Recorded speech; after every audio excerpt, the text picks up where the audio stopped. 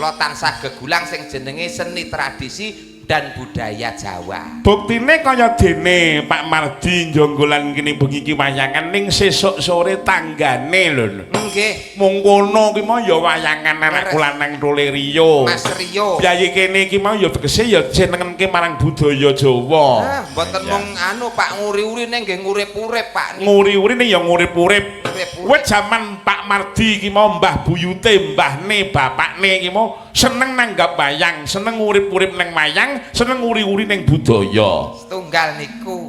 Ping pindhone pinangka ajang sedekah. Oh ngono. Ngopeni piyai kathah sedekah rasa dhateng kiwa tengen tangga teparo dereng sing lumantar live streaming. Oh iya. Sedaya nderek remen, nderek bingah tegese sedekah rasa. Insyaallah rezekine Pak Mardi bar kagungan hajat wayangan ora tambah lokak ning malah kepara kebak. Wah, amin. Ayo kancane gisik gembira.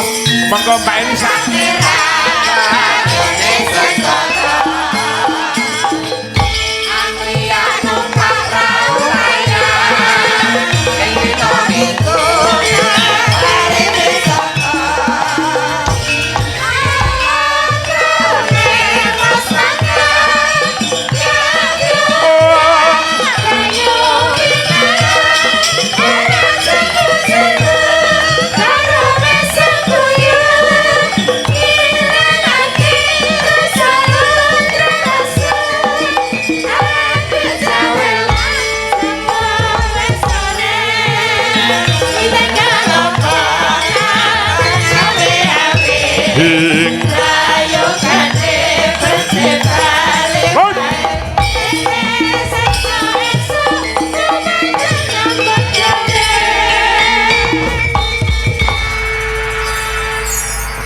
Mardi piye sing luar biasa Mas Gareng. Nggih.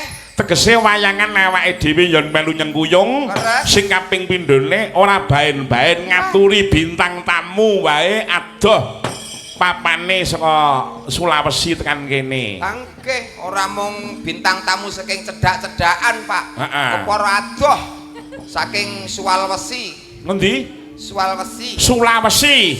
Sulawesi. Heeh, nek Suwal iki kathok kok wingi. Oh, nek kathok wesi kuwi ya piye? Kathok wesi. Sulawesi, Pak. Nggih. Monggo tepangan liir kalian Mbak Elisa Mas Gareng. Nggih, sugeng dalu wong ayu.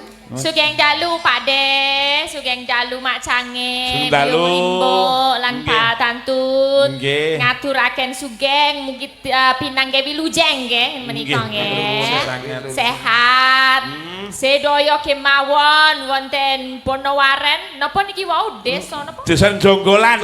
Jonggolan ingkang saged makempul. Makempul. Apa ini melumpuk wonten mriki lenggah mirsani ringket wajucal dalu menika kula ngaturaken sugeng dalu. Paham mboten Pak? Paham mboten Pak jenengan Pak Bu? Paham nggih Pak nggih. Oh, pirsa nggih niki wau pirsa nggih. Ngendika napa ngoten mangertos nggih Pak nggih. Nggih, mboten ketang capet-capet. Capet-capet sagaduke kula nggih saged anu nggih ngertos nggih capet-capet ora capet-capet nggih ya dimaklumi wong mboten asli made in Jawa nggih menika kula istilahnya dicoba Jawane kepi aku tuh mempelajari terus budaya Jawa tuh tak pelajari secara apa ya mendalam semakin jero ya kok saya jembar saya jero kok saya jembar gitu loh saya jadi begitu saya budaya jero, Jawa tuh kayak gitu loh Pak Tantut piye di budaya Jawa ki saya jero ki saya jembar iya saya jero meneh ki jembar meneh Pak gak ada habisnya dipelajari contohnya iki kaya ngene iki aku mumet Pak Degareng tadi kamu jaljul kasih sambung kan kasih uang kan ya. Nah aku enggak Pak Tantut aku lagi stres karena lah yo iki kakean nyumbang uang Juni ki akeh banget wong mantenan aku mumet 10 15 undangan aku pegang itu akeh wong manten aku yo bingung wong Jawa sadurunge suro kok do mantenan kabeh ki ngopo ngono lho ya memang terangno reng kowe dadi wakile ku reng ning mbok menawi anggen kula nerangaken luput nyumpang ampun lho Pak ora apa-apa jadi sebelum suro Cahayu sebelum bulan suro itu masyarakat Jawa memang banyak yang mengadakan hajatan. Mempercayai Karena Mempercayai. diyakini Ya. bulan sebelum suro itu bagus untuk menggelar hajatan. Pernikahan. Perjodohan. Ya apapun. Oh, Nah, nanti kalau bulan suro Ya. itu biasanya kalau orang Jawa itu tidak ada yang punya hajatan. Khusus nikah. yang punya hajatan adalah keraton. Oh gitu. Ya aman lah berarti kantongku nek Suraya. Iki menurut aku loh. Ya, gitu ya. ya. Ora apa-apa. Beda karo menurut penjenengan Mas Pak Tantu. Kalau- Ora, aku yo padha kowe kuwi kok. Ya. Ya itu tak pelajari kok mesti Iya. ada bulan-bulan baik untuk menikah mulane kok aku nyumbang wae dino bulan Juni iki lho. Oke tenan lho Pak Gareng. Oh, Nggih, nggih. Itu ulem oke. Uleme oke tapi Uleme diterke apa mong difoto? ada yang pokrek ada sing dikirim digital saiki undangan kan corone dipencet. Sekarang aja cara nyumbang udah beda Kuwi kok Pak Dek. gampang. Hmm. Nek undangannya iki kok mong difoto dikirimke. Ya. Berarti jagongmu ya mong cukup moto duit mbok kirimke rono. Wah cerdas kuwi. Ide bagus. Lah iya. Ya, neng ya ono saiki model digital iki wis ono itu QR code. Dadi karek dinganu monggo transfer menawi mboten saged rawuh kok ya iso ya. Jadi itu bentuk yang namanya budaya Jawa, Cahayu. iya. Jadi kalau kita mendapatkan yang namanya surat undangan Ya. untuk menghadiri pesta perkawinan, itu termasuk adat budaya Jawa. Yeah. Nanti gantian kalau Mbak Gantian Elisa aku yang misalnya menikah, nikah. ya, nanti yang tadi mengundang juga turut serta diundang. Oh, gitu. Lah yang ngono ki tak pelajari. Berarti sesuk tak titik sapa sing wis tak sumbang. Kudu mulai ngono kan berarti modele. Wah, lah iki, Pak. Ojo iki wis ilmu. Upama Pak De Gareng durung ngono kan ya berarti tak gitu kan. Kowe nyumbang gareng mumet wong anake lete mung setahun kok. Lah iya. Mbak. Mulane kuwi. Ya terima kasih, Mbak. Cek. Nggih bakune pokoke sasi besar iki ngoten niku. Ning nek wilayah Jawa Timur kebanyakan bakdo mulut. Bakdo mulut itu kapan ya? Lah suro terus Ya. sapar mulut bakdo mulut. Oh, oke, Ya, suro, berarti sapar, 4 bulan lagi. 4 bulan lagi. Itu Ah. Jawa Timur dan Jawa sekitarnya. Timuran banyak sekali. Oh iya, untungnya aku Ah. neng Jogja wae lah. Kowe piye rek ngonamu ya akeh ngene iki. Kathah, Pak. Oh, lah iya. Kathah. Sami ya. Kathah ning nek kula ndek gawe wingi pinter kok, Pak. Piye? Piye carane ndek gawe ra rugi kok. Lah piye carane? Kula suguhane prasmanan. Hah? Terus kula masang wong loro ten ngarepan. Heeh. Kula kenekoki jagonge piro. Iya. Di wawancara. Iya, nek jagonge 100 berarti mlebu prasmanan diarahke mlebu prasmanan sebelah tengen. Oh.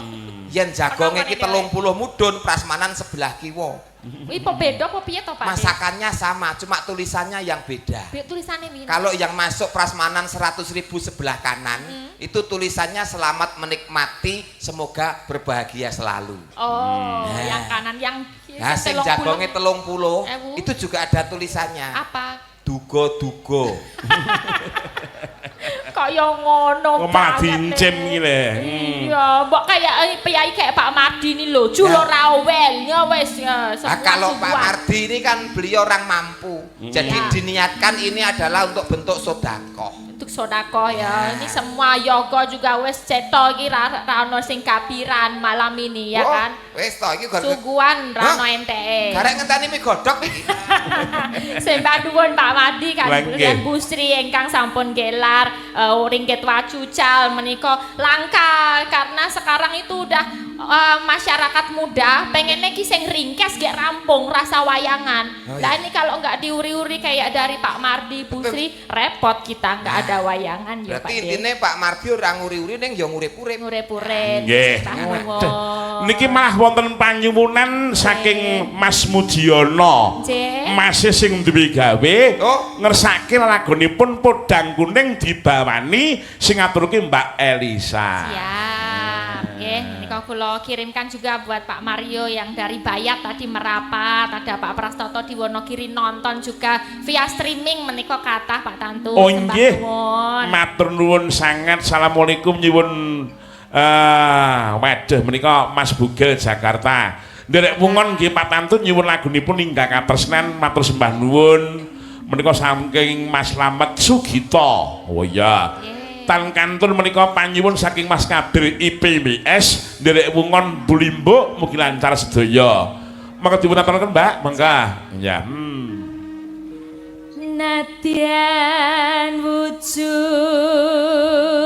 temong peksi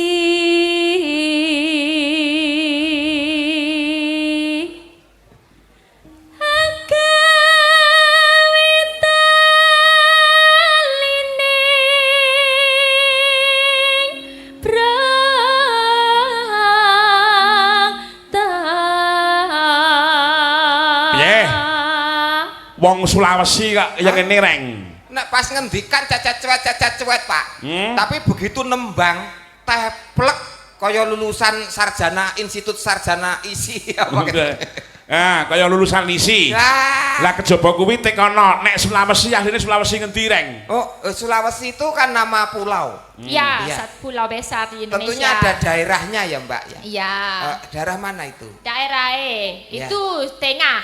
Oh, Jadi center of Sulawesi. Oh, tengahnya. Ya, bapakku seko toli-toli.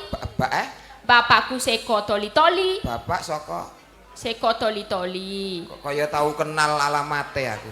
Iya, ada di Google Map ada. Toli ya. Ya. Tahu Terus ya? Toli-toli. Ibuku seko Lambelu. Seko toli-toli karo seko Lambelu. Podo tengahe tapi adoh. Hah? Podo tengahe tapi adoh. Bapak dari Seko toli-toli. Ibu seko Lambelu. Loh, Kuwi Gulon Wetan. Adoh, tengah podo tengahe tapi adoh. Lambelu ki nek Jawa ki lambemu iki, Nduk. Kok lambemu gimana toh, Pak De? Nek Jawa ki artine lambelu ki lambemu. Oh gitu. Oh, tapi bukan itu, bukan beda. Bukan tuk-tuk kan, tuk-tuk maksudnya. Oh, tuk-tuk ora tuk-tuk. Tuk-tuk ki lak ngetok pintu tuk-tuk. Tuk-tuk. Benteng. Oh. dipun lajengaken Mbak Elisa. Mas Gareng. Nun, nggih, Pak. Nika Mas Emon nika. Sedulur kula. Alus manis nang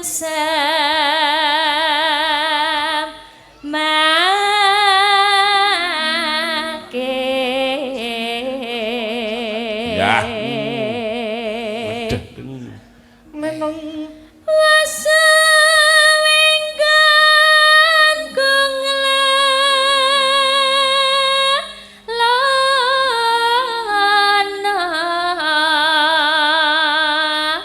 Goleki si podang jenar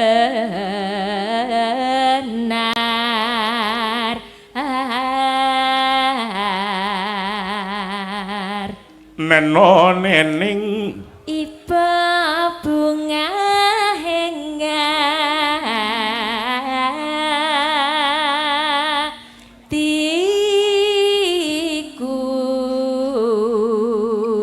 nano neneng nyanding bisa dadi tombo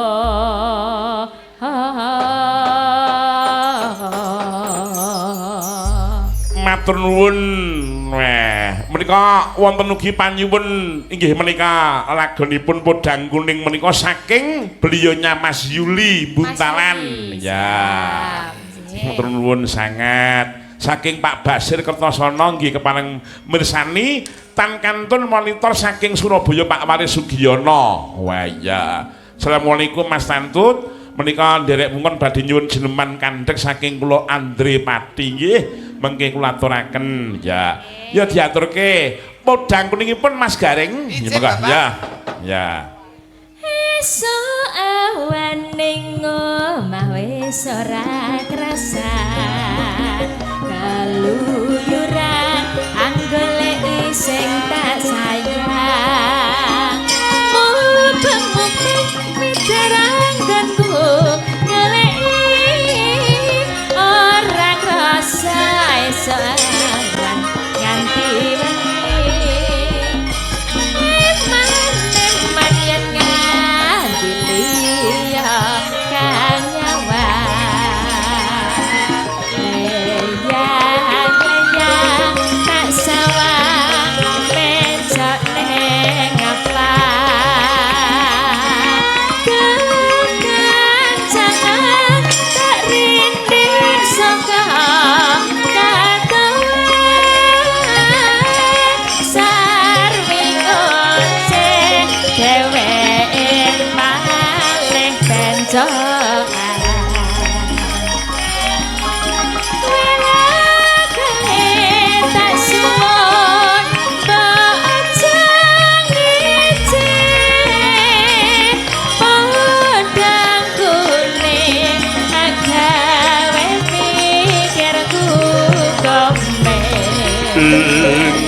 Selamat ireng tak sawang tambah manis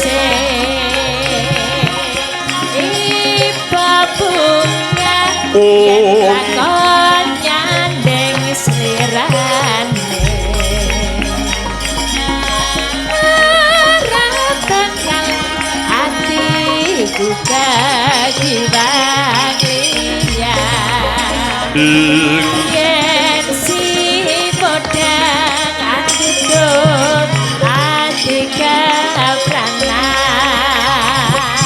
Ora mandang hatiku sansaya kekrang Tak serangan ison pikat mulut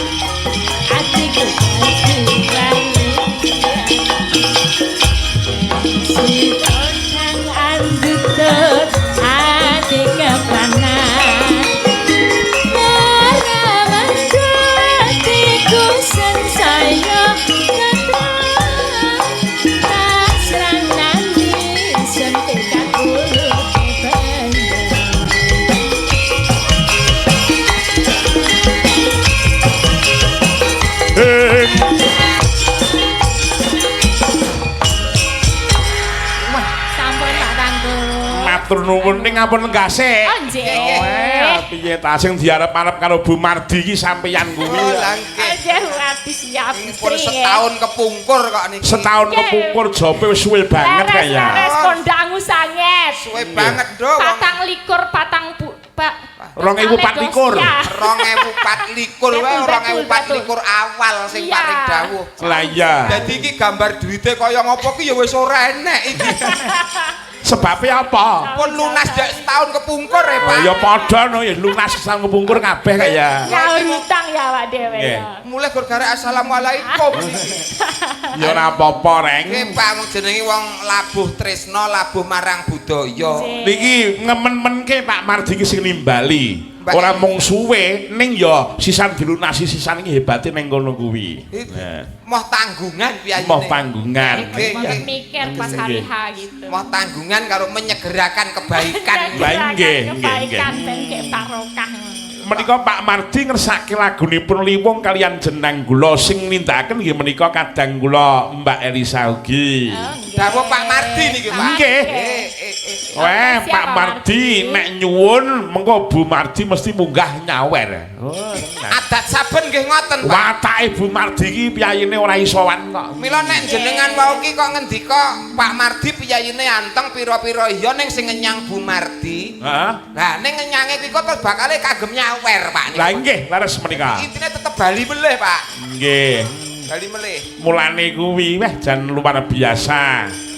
Menika saking Mas Ragil sugeng dalu kita antut ngapunten mboten saged nuweni amargi wau main turnamen bulu tangkis. Nderek nyimak mawon saking griya suwun pertanda Mas Erik nggih. Matur nuwun menika. Tan kantun assalamualaikum nderek nyimak streaming kemawon nyuwun gending podang kuning kita antut menika saking Pak Jenggot Semarang. Ya. Kala wau sampun ya. Katur Mas Dalang sugeng dalu nyuwun lagunipun ayang-ayang saking kula penggemar berat Mas Ari Tangerang matur nuwun sangat. Tan kantun menika Pak Gofar saking Nolokerto matur nuwun sangat warga SKTS. Oh iya. Ya ngapa? Salah satu sing milih ben Mbak Elisa dhewe menika Mas Gareng. Ngoten nggih. Nah, antarane liwung kalian jenang nderek masyarakat pripun iki liwung napa jek nanggula? Lewong nggih. Wong jenang gula. Oke, Toto Bu Mardi. Nggih, toto Bu Mardi. Ning nek nyumurupi Mbak Elisa ki mau nembang iki ora kaya nek beliau nyaki ya kudu bawa sing apik. Lah piye ta? Bawane gandrung antarane Mas Gareng karo Mbak Elisa. Tak ngibaratke Mas Gareng iki mau wong lanang kokoh ketoprak ya kuwi Wiratmaya, Mbak Elisa ki mau Sri Huning. Tak kira nek kula Pak Mardi, Dek Elisa Bu Mardi ngoten. Ya ora kuwi le. Kaya ngapa Mas Gareng? Monggo cah. Ya diwiti sik. Barang riyen nggih. Napa? Pelok barang riyen apa langsung? Lho, liwung niku pelok 6 nggih. Wah. Tuk tuk. Tuk tuk.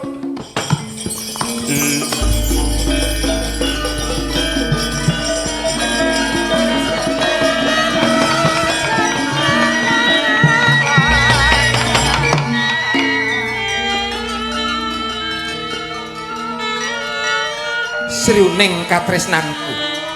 Tuk tuk tuk. Wonten dawuh Kakang Mas, Kakang Wiratmaya. Sumurupa ya wong ayu. Ora ana wanudya kang sulesta ing warna ning alam donya iki kejaba siji mbokku loro sliramu Sriuning. Apa ya tenan sing dadi kandhamu? Mangkono Sriuning. Mula banget tresnaku marang sliramu Sriuning. Lakone terus piye to Pak ngeten iki?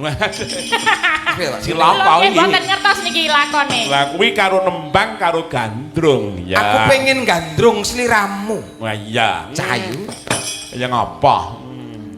Bapakne apa ya? Pamintaku ya kena ya ning tawang ya kena genti-genten. Ya. Yen ning tawang ana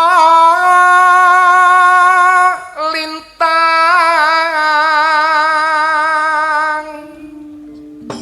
Niki janjane Sriuning niku remen napa mboten nggih, Pak Piye? Sutradara? Pripun? Kula niku seneng mboten kalih Wiratmaya niku. Oh seneng. Seneng seneng. we banget, Dok. Seneng, tenanan. Pak. Seneng we banget. Parisan aku apa jenenge? Aku turu mbok pok-pok ben angler. Oh iya, Mangane mbok dulang. tergilo-gilo. Kon aku ngentut mbok adahi plastik. Oh iya. Seneng kok, Nduk. Nah, Oke, iya. oke. Cahayu aku ngenteni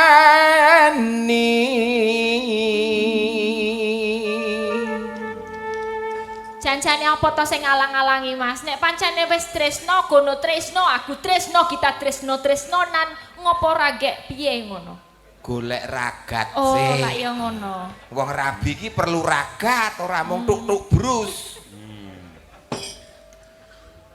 Ragat eleh ragat. Marang. Oh, coba. Marang Kakang Mas. Marang meko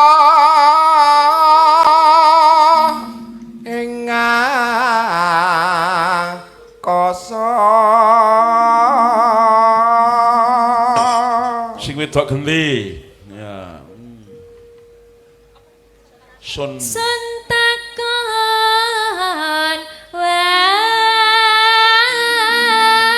wartane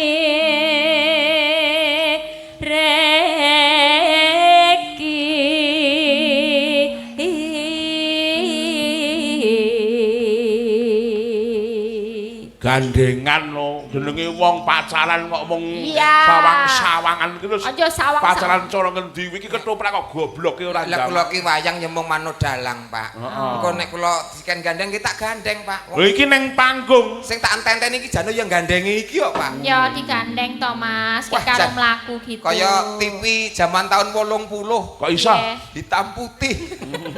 Ya kok idam putih piye Putih mriku ireng nggen kula, Pak. waduh iya Ayo karo mlaku-mlaku ya, Cah. Iya.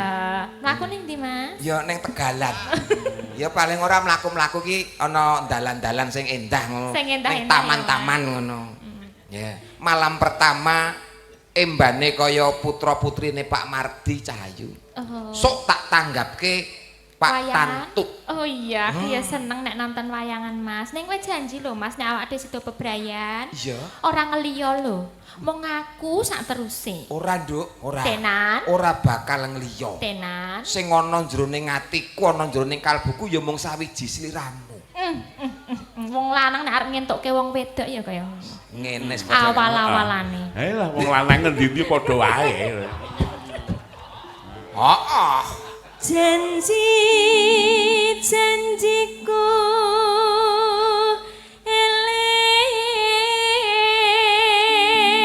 eling. Janjine eling terus, Pak.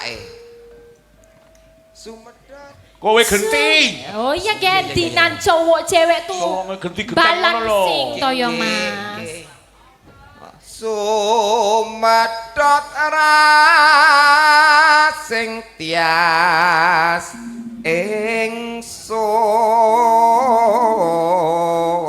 ingsun.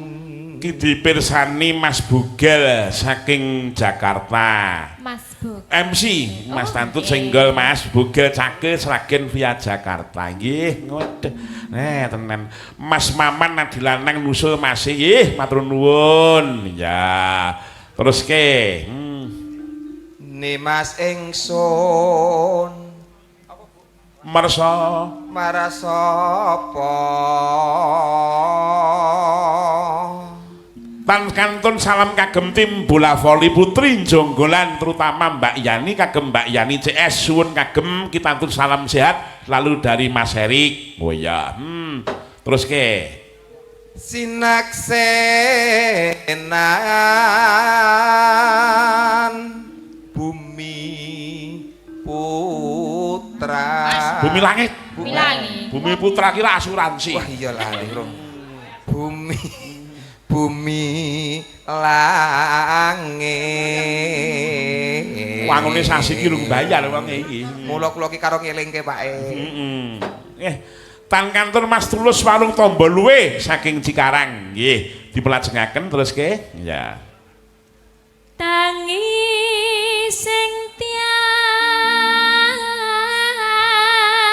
tias.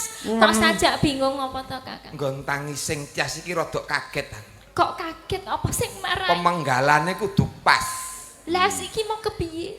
niki wis pas Oh nek sing sing wingi sing ora pas sing wingi kepiye? sing ning Magetan niku tak ngising tias niki pas iki nggih wah jan nganteni padang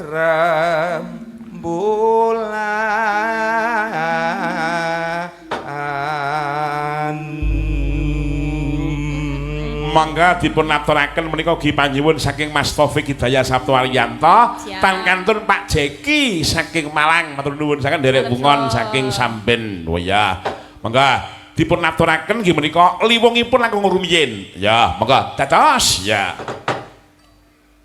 Langgam rumiyin? nggih langkung rumiyin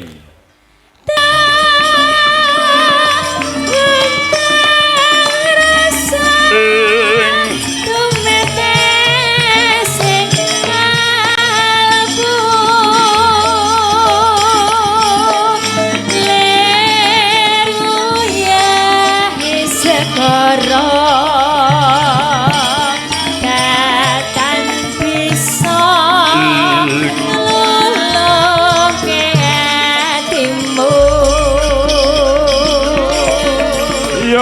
iya iya iya.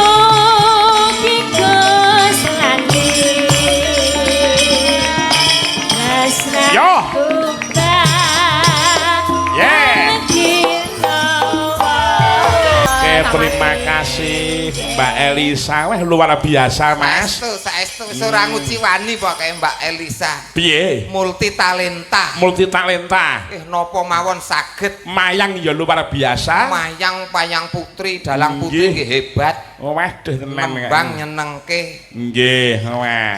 Menika saking Mas Slamet, Mas Tantu nderek bungon mawon saking Pos Kamling Ceper nggih. Waduh. Halo Pak Tantut, aku pun. Halo. Wilujeng dalu menika Pak nderek monitor saking Pak Tarno Tania Jaya. Lah iki. Salam rahayu, salam budaya nyuwun lintang asmara. Oh waduh. Nyuwun panjenenganipun oh Mbak Elisa juga ya. D Darman Bebek ya rawuh. Oh waduh kalau Mas Jinggo. Wah. Alhamdulillah neng jobo. Wah iya. Ya monggo pinarak mawon. Ya wah penonton ya akeh kok Mas iki. Lah ya. Ya diaturke Mas Rangga diaturi pinarak ning pepanggungan ya Mas Gareng ya. Adiku lanang, mrene adiku lanang. Monggo Mas Rangga. Iya. Monggo pinarak mriki Mas. Waktu kita tamas ya berkeliling-keliling kota. Hendak melihat-lihat peramaian yang ada.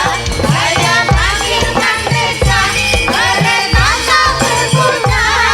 Desa, desa, kemana saya duduk sendiri sambil mengangkat kaki, melihat dengan asik ke kanan dan ke kiri. Lihat desa ulari, mereka tak berhenti. Desa, desa, jalan hati-hati. Waduh. Sugeng dalu Mas Rangga. Mas Rangga sugeng dalu. Wilujeng dalu Pak Tantut. Waduh dadah. Kendalu Mas Rangga. Wilujeng dalu Pak Deku. Waduh ya. Niki putra swargi Mas Singkek. Nggih, Kakang kula niki dados keponakan kula. tasih klebet ponakan niki. Nggih ning pun kula notariske nek kula anggap anak kula dhewe. Oh lah nggih. Oh, notariske teng Dipun didadekke putra saking Pak Tantut. nggih teng Pasar Pedan. Malah pun di Lho, kono ning notaris ning Pasar Pedan ki ae ning Oh, kantor nggih. kok goblok. Oh, kantor notaris pun wonten Pasar Pedan. Ngono le. Langsung stempel tok Tok. resmi Nggih. Mas Rangga dadi putrane Pak Tantut. Wah. Klebet mlebu kakak nomor Nomor 17. 17. Niku kakak pundi? Lah saiki nek kuwi ning dhuwurmu kuwi eneng Ganjar, terus eneng apa kuwi eneng Pras, eneng Vito. Long Vito lah diakoni bapakne, dadi piye meneh ayo. Mulai. Lah iya, wah jan menika Mas Rangga. Mas Rangga, Nggih. sampean lajeng nembang Lintang Asmara kali sinten iki panyuwunanipun Pak Tarno Tania Jaya. Wah. Derek mawon, Pak. Ora, saiki aja nderek mawon. Nang milih, Nggih. Pak. Iki nek Drias wis tau. Nggih. Mbak Mupida wis tau, Mbak Sampun. Putri wis tau. Kowe sing urung tau sapa? Bu Tarni. Aja ya kuwi ketuweken iki lek dak mungset-mungset ngene malah engko malah Lah nek awakmu duet karo Bu Tarni lak malah kaya arep mreksake mbae to Le. Ya mulane kuwi. Ha kuwi. Nah, karo sapa? Karo sapa, Le? Milih. Nah, kene milih. Wong lanang niki lak menang milih nggih Pak nggih. Nggih. Menang. Lah niki ngene, iki adalah kesempatan yang luar biasa buat kamu. Nanti dipompong, dilebokke nang nggon TikTok dan sebagainya. Oke. Ya lah, ben kowe dadi apa kuwi presiden kondang apa kuwi? Dadi warang apa lah wis dadi wis pokoke dadi calalan kondang ngono ae wis. Nggih. Nah, karo Mbak Elisa. Nggih. Wah, Mbak Elisa. Bet karo Mbak Elisa. Kok lebokke TikTok. Heeh. Wah, kokeh sing nonton. Wah iya, saniki ngaten sadurunge Mbak Elisa jumeneng iki nganggo anu sik serampat sik kuwi joget serampat. Anu, Dek Rangga. Rangga. Dadi sing mriko ngoten Pak Embane. Iya. Disiarke rumiyin ngoten. Siarke rumiyin. Nah, kowe sik nyiarke kowe sik. Keng mriko Dik, Kene sik, kok kene sik. Nggih. Iya. Tamu kakung putri, keluarga Bapak Marti Kang Manggugati, keparengan nampi sowanipun Dik Rangga. Monggo para kanca, nggih, serampat pakurmatan kangge Dik Rangga. Iya.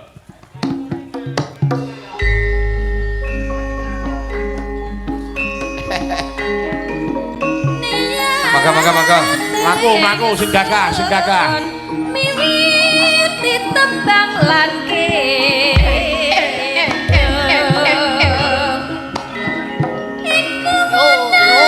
Buta wewe.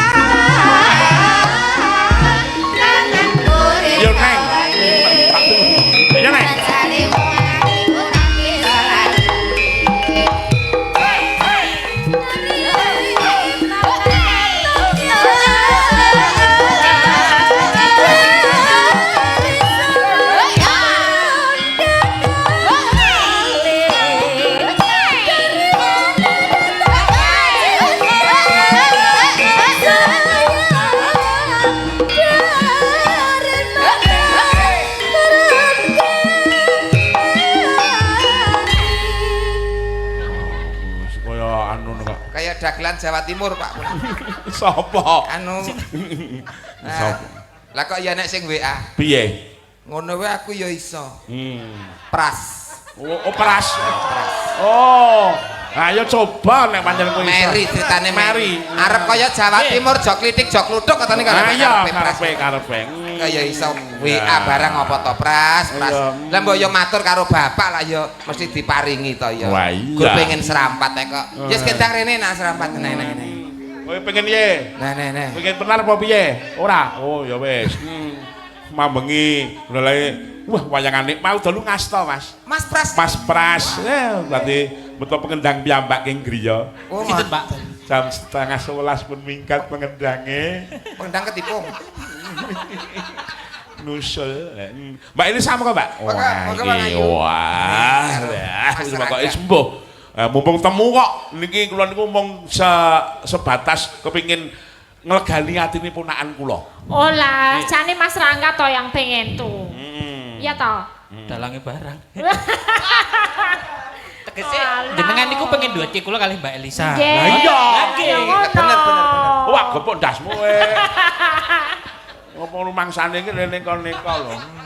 Oh iki wis ditresnani kali Pak Mardi sesuk rentuk mulih kok, Dik. Lah nggo apa? Nggih napa Pak Mardi? Arti ku merek bakmi kok. Iya, pilek barang Pak pilek barang sepira ya. Waduh. Ayo, ora sik ayo Mas. Orjene mah reng. Ya. Pandeng-pandengan lho, pandeng-pandengan. Pandang-pandangan. Iya. Nek anu mandang berarti mandang wajah entuk wajah. Lah iya toh iki ya piye carane? Iya. Tuh. Pilih. pandang-pandangan. Dangak lho Le, so ngisini-sini wong tuwa lho kowe.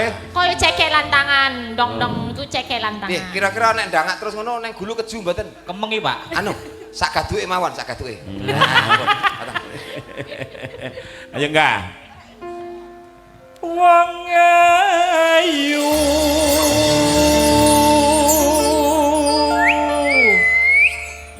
tresnamu kinarya tamba. Ngeten cah bagus. Pripun? Gandrunge sing totalitas. Sing total, Ya. jane bar ngene to terus aku karep. Wah, ngono. Piye? Nek Mbak Elisa rekoso ya kowe wae. Wis sing mubeng ning keleke. Ngene lho, Mas ngene. Iya. Coba, iki piye? Ngeten ta. Ya. Contohnya Contone. mubeng ser. Nah, taplek Nah. sing kakung jengkeng, Nah. sing putri lenggah. Nah, Ngono. Contohnya lenggah, contohnya Coba, lenggah, coba ya. contohnya lenggah. Nah, selenek. Nah. Ngene ngono. iki. Dang ya. Dang ra. Gandrung ngene iki. Siap. Ya. Ayo. Monggo. Ayo, alah ngopo nilik ya apa kuwi? Bali nggon wong ayu. Wong ayu. Ya, pandeng dulu. Aja lali mubeng ser. Ya, pandeng cekelan tangan, mubeng. Lenggo. Mubeng. Beng. Wes. Pandeng, rayuk tangane, Iya. gegem pelurut ali-aline. Iya. Nyopet jenenge. Wes. Wong ayu. Tangane.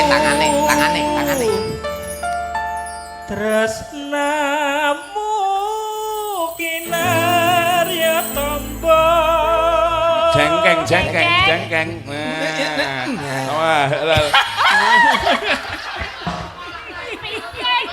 Piye iki? wetenge kemajon. Apa ana kesulitan cah bagus? Ana kesulitan. Wetenge. Supaya ngene wong wedok ki iso seneng mergo dipangku. Nek Nggih. umpama kok jengkeng ora iso mengkurep. Mengkurep. Oh my Lho, God. ibaratnya pamara iso lungguh kursi lungguh dingklek. Oh ya, pandeng dulu ya, Pandang dulu, cekelan, ya. mubeng.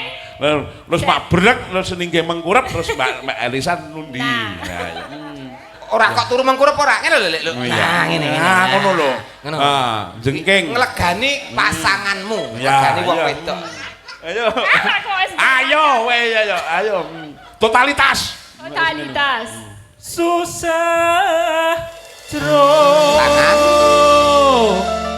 Ning Ser mubeng. batinku. Mas, ayo. Ya mendak. Mata lenggah. Nah, terus Ibaratnya iki amben, rodok rene. Ya, rodok rene. Waduh, ambene ndeyek rene, Pak. Tak cagai. Nananeng Wong bagus antap narasa atimu kosong. tresnaku tulus ning kalbu.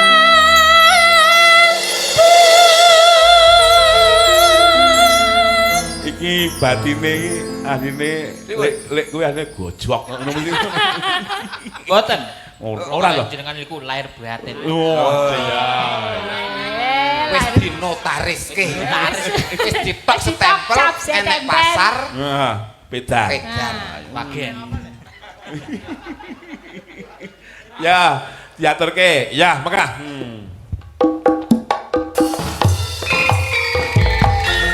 Sama serangga